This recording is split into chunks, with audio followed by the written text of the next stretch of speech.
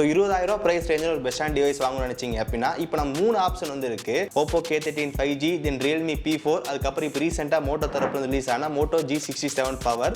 So இந்த மாதிரி 3 device வந்து இருக்கு. ஸோ இந்த 3 டிவைஸும் நமக்கு வந்து 20,000 பிரைஸ்க்குள்ள சேல் பண்ணிருக்காங்க. ஸோ இப்போதைக்கு இந்த டிவைஸோட கரண்ட் பிரைசிங் வந்து பார்த்தலாம்.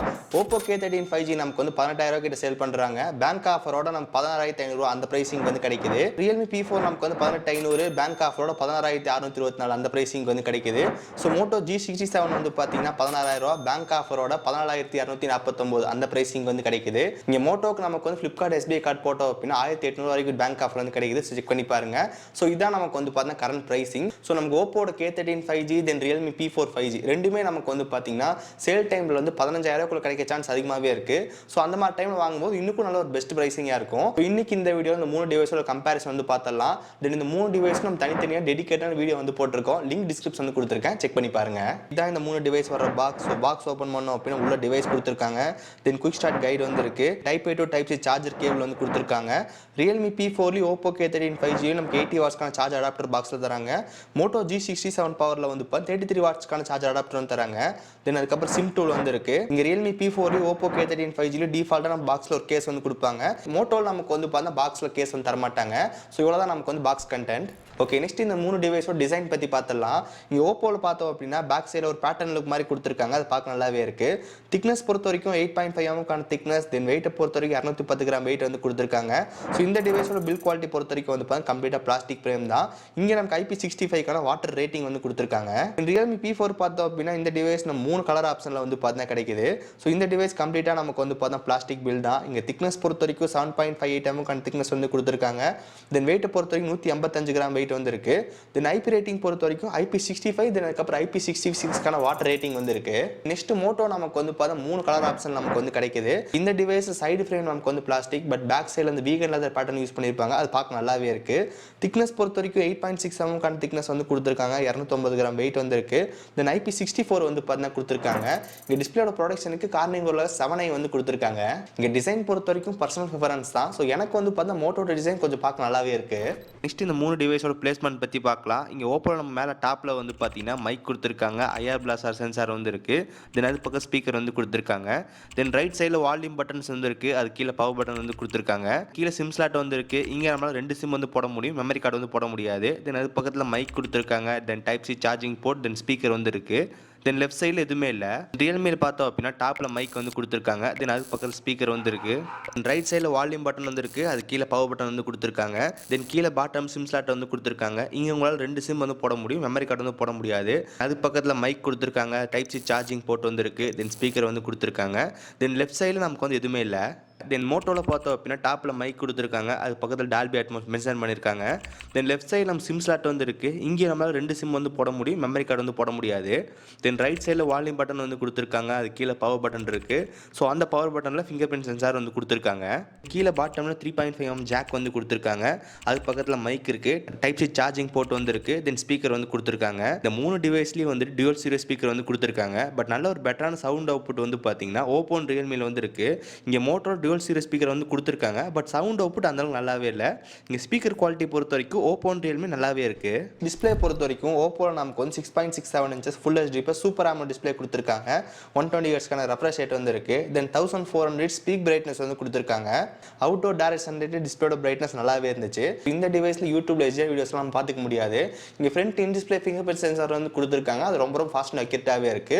ஸோ டிஸ்பிளேயோட குவாலிட்டி நல்லாவே இருக்கு. ஸோ இதே ரியல்மியில் பார்த்தோம் அப்படின்னா 6.77 inches full HD super AMOLED display கொடுத்துருக்காங்க.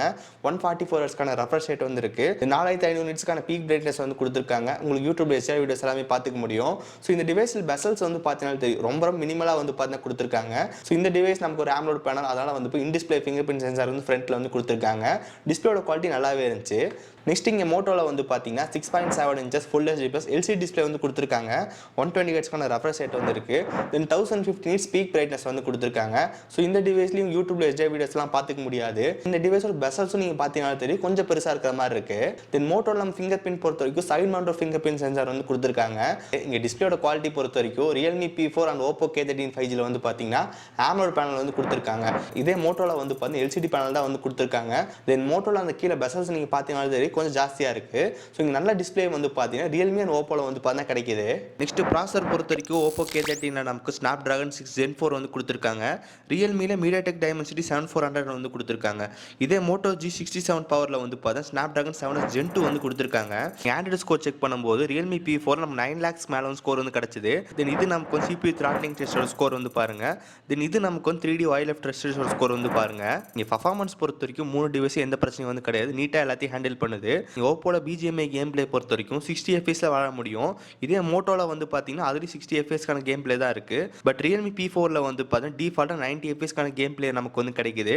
அதுவும் நமக்கு அந்த கேம் மோடில் போய் பர்ஃபார்மன்ஸ் பூஸ்ட்டில் போய் எனேபிள் பண்ணோம் அப்படின்னா 144 FPS கேம் பிளே நமக்கு வந்து கிடைக்குது.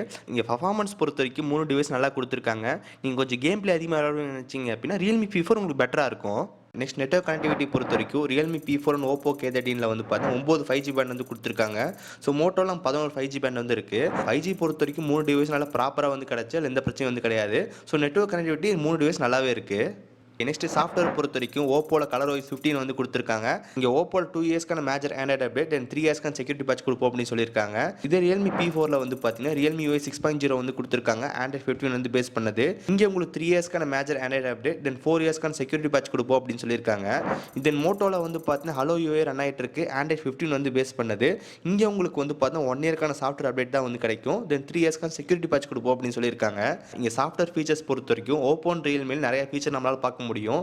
இதே மோட்டோவில் நமக்கு வந்து அந்த அளவுக்கு ஒரு ஃபீச்சர் வந்து இருக்காது. ஏன்னா மோட்டோ நமக்கு ஒரு ஸ்டாக் ஆண்ட்ராய்ட் பேஸ் பண்ணது அந்த அளவுக்கு நம்ம ஃபீச்சர்ஸ் வந்து எதிர்பார்க்க முடியாது.